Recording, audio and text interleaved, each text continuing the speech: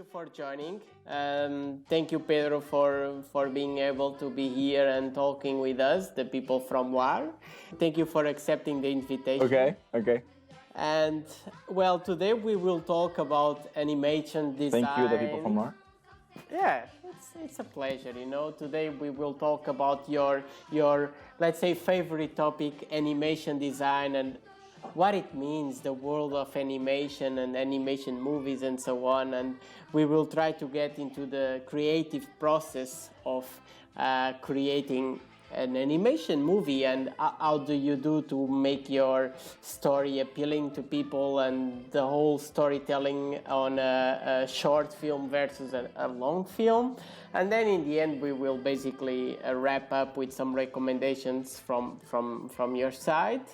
And so I think we can start with the introductions. So I would tell you, Pedro, to just briefly introduce yourself, who you are, what you do, what is your experience, and then we can move on. Okay, so my name is Pedro, as you know. I am currently a designer for animation and a filmmaker.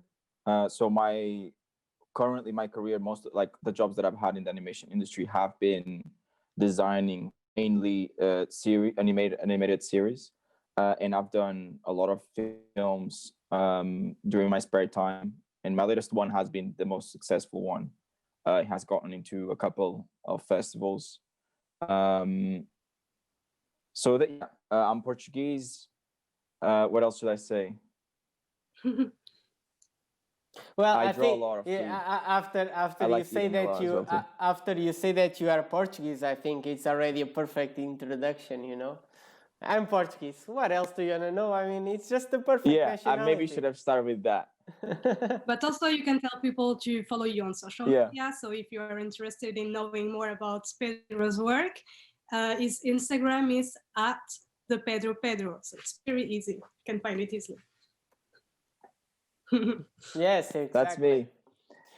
So Pedro, really, thank you for joining us. And some of the people that follow LAR already know Vanessa, because she was with us on the last talk about the EU institutions. But anyway, I think it would be interesting for you just to give a bit of background of yourself. So I'm Vanessa. Just joined the team maybe 1 month ago, and helped them a little bit with communication. And that's basically it that I have to say. Yeah, I think now we can actually start with our first topic, which was related to the creative process around animation. And I think, Pedro, you can give your perspective and your own insight, and maybe we can comment as non-expert people in the matter.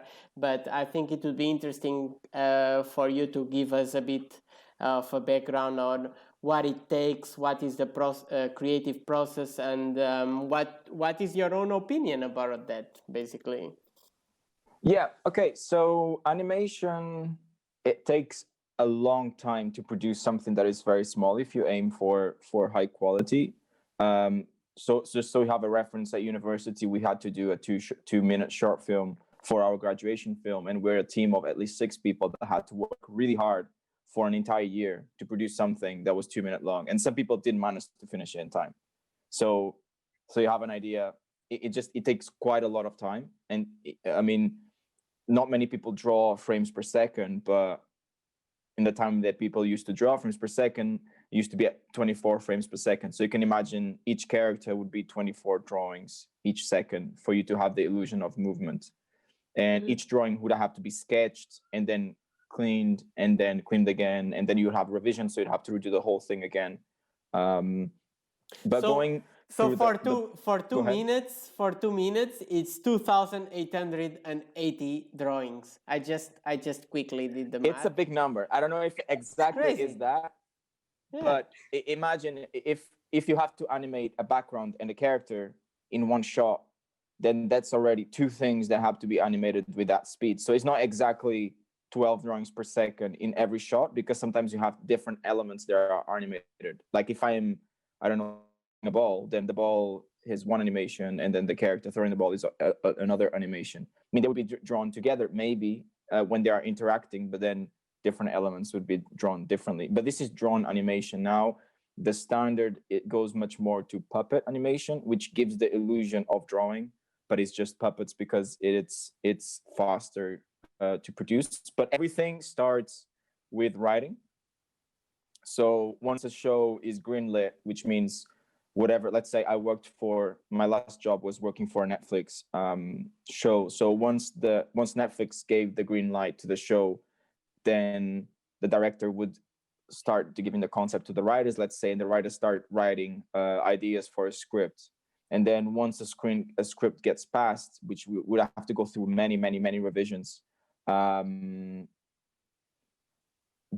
this script would, let's say, would be given to the storyboard artists and would be split in two. So the art department, which is the department I work with, would take the script and understand how many different elements there are in the script. So let's say if we have a scene where a character pulls out a gun, this gun has to be designed. Mm-hmm.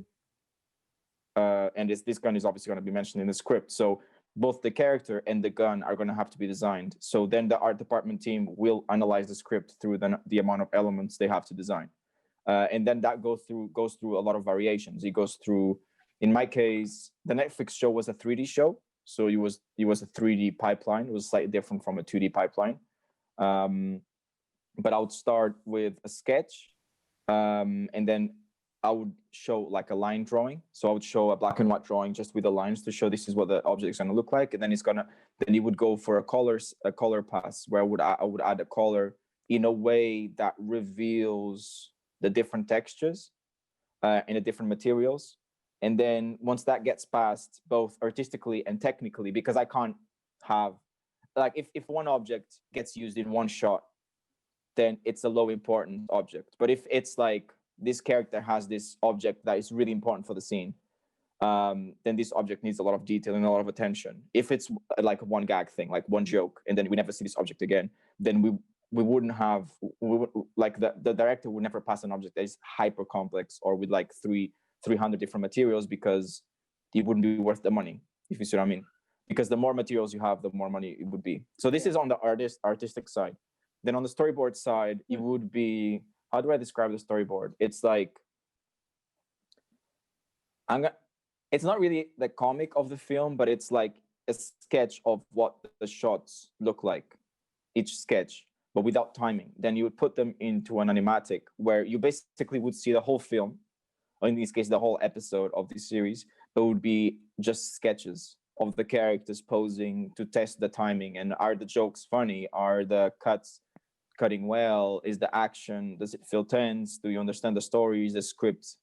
I always have that problem, you know. And then I'm thinking, like, when during your creative process, when you are imagining something or writing something, whatever, I believe, you know, if you think that it's funny or if you think that it's something nice, you truly believe that people will like it. But how sure can you be that people will actually like it? But anyway, this is to say that sometimes I think that it's difficult to understand if the crowd will enjoy what you are thinking about. And during your creative process, do you have some kind of mechanisms that will tell you that this will be most likely accepted by the public or not? Yeah. So I think it comes from experience. I mean, I guess each company has its own standard, right? Sorry, did you say something? Yes, I was saying that maybe it's also because you watch so many animated movies, you know, also how the reaction is going to be if you do these types of jokes or the other, like, comes from what you see as well, no? I'm not sure. The truth is, I'm not super confident writing for comedy. Like, most of my writing is more drama, and it's a little bit, it's either drama or more kind of like adventure things. And I'll say that comedy is probably my weakness in writing. But what I would say is when a script is being written, it's not a very private relationship between the writer and the director. So there's a lot of people that have to agree to this.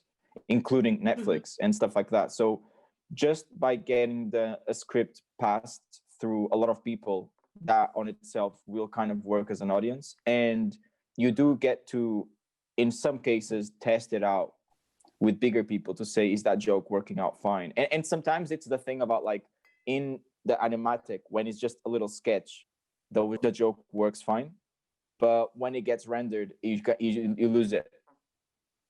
Because the snappiness of the animatic is just like a lot of very quick, snappy drawings. But when you got the fluid motion of the 3D, then some jokes get lost. You just need a little bit of timing difference or a little bit of more detail to lose a joke. So comedy, it is quite fragile in that sense.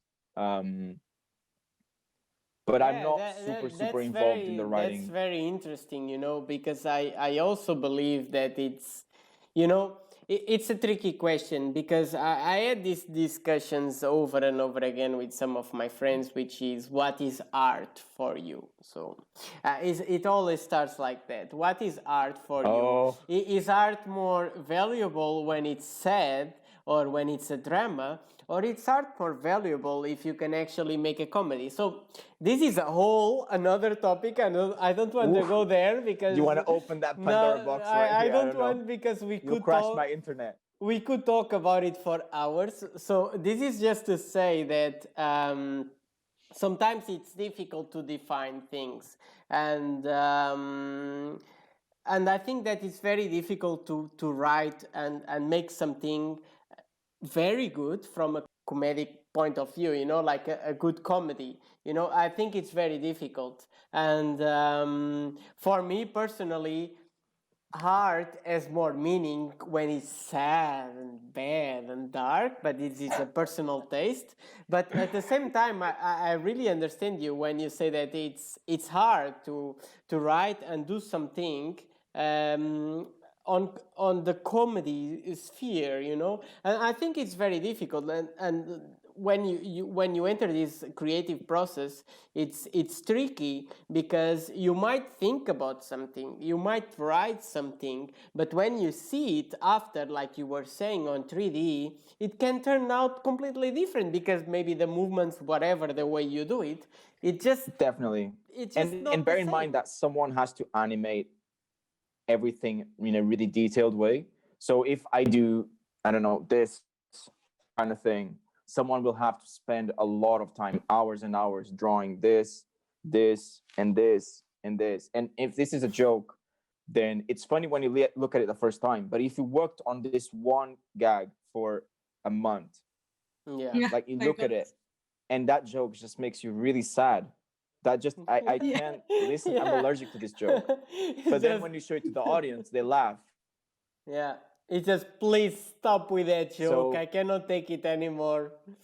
Yeah, that's the usual. It's like, if you are animating a joke, it's tricky, because anything, like any part of the movie, even in any kind of process, even if you're doing like a short film that is more dramatic or scary, like fear is also very tricky to kind of create in film and animation and stuff like that, because you will just get used to it. And then you lose that perception, that kind of freshness of looking at it for the first time. So you have to keep, for me, it's just keep people around you that you respect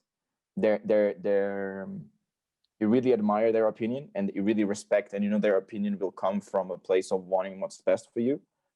And in the sense of, they will be really hard on you, and they will be really honest of you, like when they give you feedback, because they want the best of you to be out on screen. So I keep those people close to me. Yeah, man. So every time I'm doing something, I just keep showing that to them, and really take on what they say, and really listen to what they say and apply that. That's really beautiful, like I will put my Santa Claus hat on, and I will deliver it for all the kids all over the world, because that's a very Christmas, in the sense that it's a very nice thought, and it's very important what you are saying. It's really a nice universal truth, I would say. I have one question. So you mentioned, Pedro, that the companies, they have different styles. Can you be more specific about it? Like what types of humors do Pixar or Disney maybe want? What is the big difference between them, between the big companies and even Netflix? Well, we can talk about the more surface difference, which is a difference in style. So that visually the things look different. So visually there's a different approach to style, and there's a different approach to what feels appealing to them.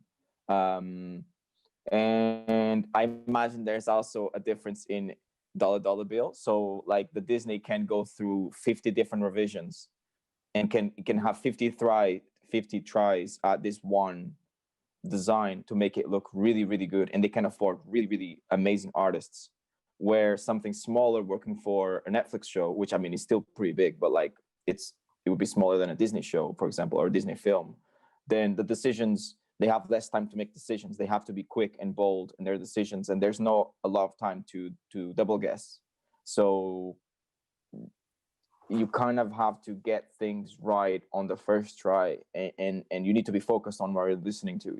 If I'm being briefed on a prop, I need to understand what the director wants from that prop, and I can't make simple mistakes of like they ask me for what is the prop? yeah exactly. Oh, sorry, a prop. So this is a prop, like a little object that the character interacts with. So when as a designer, you can design sets, which in this case, let's say if this is the scene, I'm a character, so someone has to design me. The room is the set, so someone has to design the entire set, and then my earphones are a prop. Okay, it's an object that is part of the whole set. Yeah. Preferably it would have to be relevant for the story. So in this case, this is the only object here that it's not part of the set because I'm interacting with it. And it's not part of the character because I can take them off. And if you talk to me, I don't know, and I have more expensive earphones, I'm not gonna have these anymore. You see what I mean? So like I will change the prop and so can it be part of character as well? Like I don't know if that answered the question. Yes. They can. Because, for example, like a beanie, it is a prop because you can remove it, but some characters always have that same beanie, like same color, etc. So maybe part of the character, right? Exactly. So yes, exactly. So that would be part of the character. That would be part of the design. So if someone is designing a character, they don't start, let's say, with a character naked, and then the prop artist would draw clothes to the character. That when you're designing the character, the things that are always gonna be within the character will be designed together with the character. And during the story, let's say, and moving a bit to the next topic, when you focus on the storytelling of something, what are the main difficulties that you encounter and that you see when you are trying to make an animation movie that maybe it's a short movie? So how do you manage to compile everything? Imagine you have a long shot from Kubrick that takes 357 hours. I'm kidding. Let's say 2.5 hours or 3 hours, and you compile it into a short animation movie that takes maybe 20 minutes. So what is the process that you have here that makes you really compile and compress everything into let's say a smaller amount of time and still send the right message to the people and touch their, let's say, their hearts, especially now during this time? So in this case, I'm gonna speak more as like related to my film. So this is my personal approach instead of so much the Netflix approach, because I wasn't there with them when they were preparing the episodes and they're finding those kind of deadlines. So I can speak, I know what was behind when I was creating my own films, my own short films. And I think it's the most solid thing is the writing. It's the most important part for me, because you really have to understand where you're trying to go with the film. Like what kind of things are you trying to get out to the audience? And every time you're making a decision in any stage of the film has to answer back to that intention. So for example, my latest film was about my granny. It's called Sto, and I just wanted to slow down because most of my films are adventure films, and I just wanted to slow down the pace and just follow this old lady around her house while she is a bit of a slice of life. So while she just does some tasks, she feeds the cats, and there's like a nice kind of guitar playing in the background. The idea of slow down and feeling chill and feeling at home and feeling like that granny, even though I based her on me, everyone will feel and project their own granny as long as it's similar to that into that one character. And so all my decisions were informed by that kind of feeling. So every time I'll be deciding, okay, this is the background I'm going to go for, or this is the color progress that I want in the film. I want it to go from, I think it was from greens and blues, and then it will slowly progress to oranges and then end up in purples, so that the day kind of gets warmer and then gets a little bit cooler at the end as the sunset goes down. And all those decisions, even those three colors, were informed by, am I making you feel these things? Or at least only you will decide if you feel those things, but I will try to push your head a little bit to that feeling, a little bit. Sorry, the colors were linked to emotion, for example, like darker colors with more negative thoughts or something like that, or not at all? It wasn't, I mean, I can't say that it was as clear as like, oh, blue color means, oh, like, you know, green color means hope, and red color means blood and war and violence, and rose means romance. It wasn't as clear as that, but it was more the idea of the meaning builds up because of the sequence. So if you see a blue after a red, then the blue will feel a certain way because it's working in relationship to the blue. Where if you just see the red, then the red has its own meaning. Do you see what I mean?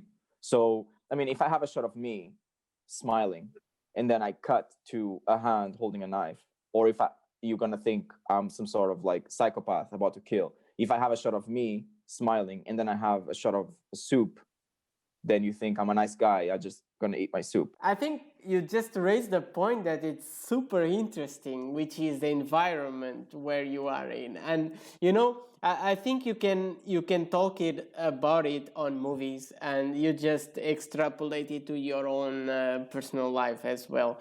And I think you gave an example that it is really cool, and well, I think it's important to think about it. You know, also, I have the feeling that sometimes when you see a movie, you are too alienated and you just don't think, or you know, you just want to get something to ease your brain, but at the same time, I think it's important that when you watch a movie, and sometimes animation movies, small or long movies, whatever, short, long movies, it's important really to understand what is the message behind it. And I just wanted to get a bit of your perspective of the importance on the message that you can give on a movie, and how you can actually touch people and change their way of thinking. It's like you write a book, and you are like, well, I want people to understand what I'm writing. If you make a movie, you want people to understand what you are making, right? You want to pass a message. So how do you think about it? I think the cool thing about cinema and filmmaking or series is that cinema language was kind of discovered, right? It was tested and people are still testing. But the truth is, everyone knows how to speak that language. So you don't need to know English to watch a film and feel something. You can watch a film that has no words and everyone will feel something towards that film. So everyone knows how to speak that language. I think what I like the most, and that's kind of why I went through sets and now I'm getting a little bit more character design work, is that I like the idea that you don't, how do I say, I show you things in a way that you don't need to think about them to feel them. So I will show you a color progression that you're not aware. For example, with my granny's film, the film will progress from cold you'll progress from like a kind of green and yellow, which is like sooner in the day, so daytime, and then it will go slowly dark as the sun comes down. But you won't notice that.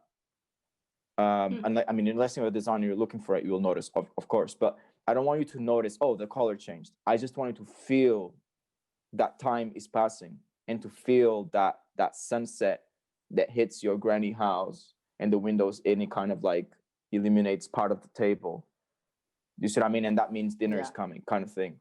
So I don't want you to think about it. I want you to feel it. And obviously that depends on the culture, because each culture will have a different relationship with their granny, and I accept that. It's harder to make something that it's completely universal. Like the color red, we always associate red with an X meaning, but depending on which culture we are, the red can have a positive meaning and a negative meaning and stuff like that. So you always kind of, it always has that limitation of the context from where the audience is looking at what you're making. But I think I don't worry so much about message in the sense of like, oh, you need to watch, at the end of the film, you need to know, oh, the moral of the story is that blah, blah, blah.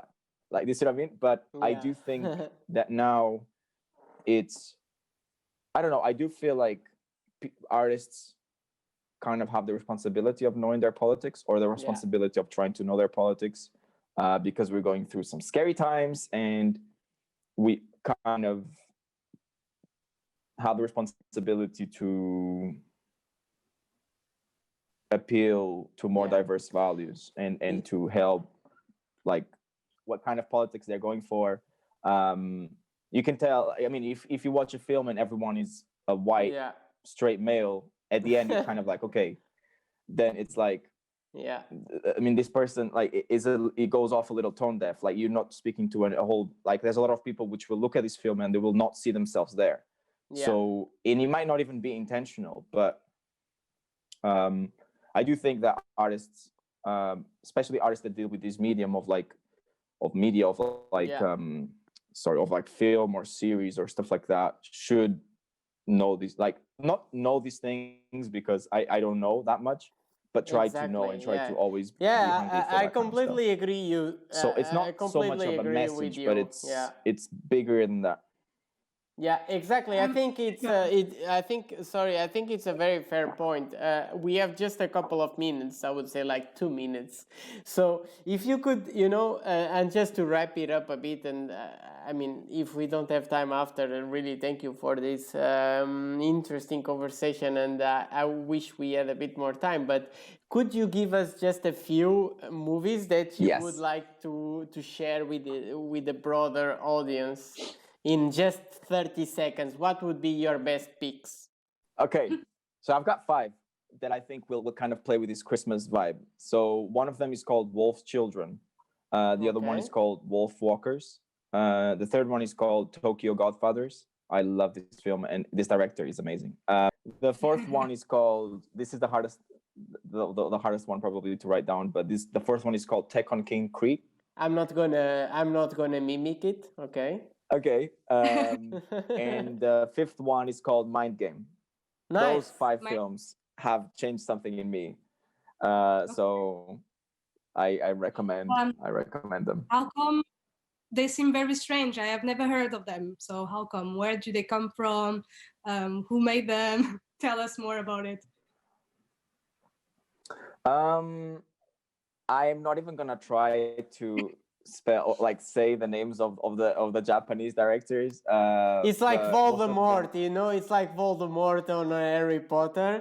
You cannot say the name. It's fine. We all understand.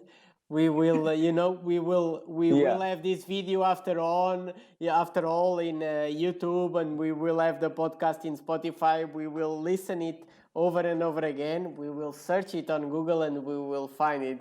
You will find them, yeah. Yes, exactly. But, are they like Japanese movies or producers? Yeah, so they are So all of them are Japanese. Okay. 4 of them are Japanese movies, except Wolf Walkers. Wolf Walkers is an Irish production made by Cartoon Saloon, which is a really cool studio in Kilkenny. They make some really cool animation, and I think Wolfwalkers, I watched it in the cinema like last week or so, or 2 weeks ago, and I thought, in my opinion, was their strongest film, and I really liked it. And the way they approach style is really it's so refreshing, especially because I focus more on 2D. So the way they paint scenarios, they completely ignore perspective. So it's really nice to just stop the film and just look at that painting, and that could just be a painting on my wall, and I wouldn't mind that. And the story works really well. It's really nice. And they choose to like the set of the film. The film happens in a period in time that was really tough for Ireland. So I'm really happy that they mentioned that. And even though it's a fantasy story, it happens in a time that it's real. So has a certain political like little nudge into it. Yeah.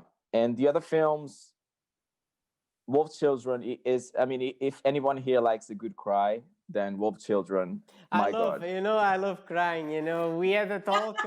We had a talk a few weeks ago about horror movies, and well, I used to be usually I'm the host, and that's why I was there. But that's really scary stuff for me, and I get really scared about horror movies. So if you talk about movies that are very sentimental, I like them. It's not like a horror movie that I cannot see, but it's something that I can watch and I can cry and I can just let myself go. I just let myself go and I just cry. And it's just, in the end, the thing about cinema is to touch people, is to tell a story that people can relate to somehow. And I see a big connection with books as well. It's just to tell a story to people that people can relate to and feel something. And that's why usually people like movies that bring them something different, something new, like you were saying, something you were not expecting, right? Like they didn't have this perspective or whatever. It's the same about books. It's the same about music. You listen to a DJ and you're like, oh, he's doing something that I was not expecting. This is so cool, and I still like it. It's just this feeling of being surprised by someone while this person is doing their own art, if you can call it like that. It's really cool, and I think this is one of the best things you can feel artistically when you are watching, listening, whatever. Because you really feel empowered in the sense that you are like, man, or whatever. I don't want to be sexist, but it's like, I'm really feeling something different, and that's so nice. I think it's really one of the key things when you are trying to do something different to what has been done so far. I have one question though. I have one question about those recommendations. Are they more oriented to children or to adults? So adults?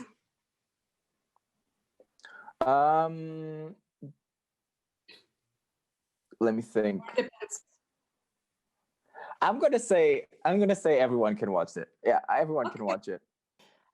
It's really a pity that we need to wrap it up now and that we need to finish it. But I really am really thankful for your time, for both of you. I mean, really, it was really nice to talk with someone that has another view of how these things work, and I think people will like it a lot if they couldn't see it live, because I think it was a very interesting conversation, and I really want to thank you for this, and just to tell people that this will be available on our YouTube and our Spotify as a podcast, and also tell people where they can find Pedro's work.